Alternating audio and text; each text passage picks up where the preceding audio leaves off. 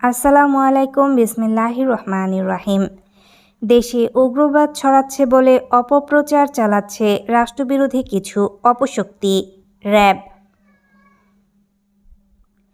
Rapid action battalion RAB বলেছে, সম্প্রতি রাষ্ট্রবিরোধী কিছু অপশক্তি দেশে উগ্রবাদ ছড়াচ্ছে বলে অপপ্রচার চালাচ্ছে।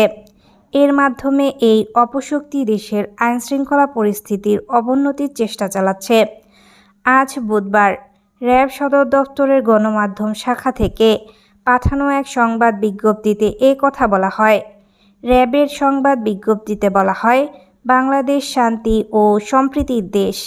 জাতি, ধর্ম, বর্ণ, দল নির্বিশেষে দেশের সব মানুষ শান্তিপূর্ণভাবে সবার উৎসব অনুষ্ঠান পালন করে থাকে।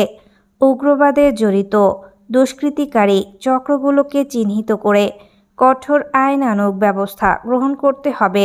র্যাব অঙ্গীকারবদ্ধ।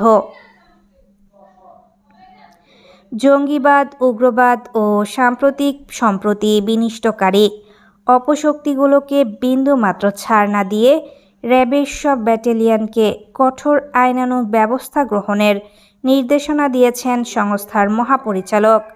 র্যাব বলেছে, বিভিন্ন সময় গ্রেফতার জঙ্গিরা জামিনে মুক্তি পেয়ে আবার যাতে জঙ্গিবাদে জড়িয়ে না পড়েন, সেজন্য সংস্থাটির কঠোর নজরদারি কার্যক্রম অব্যাহত রেখেছে।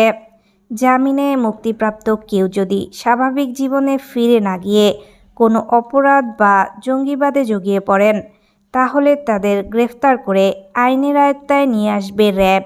জঙ্গিবাদ দমনে আগের মতো ভবিষ্যতেও র্যাব জিরো টলারেন্স অবস্থানে থাকবে।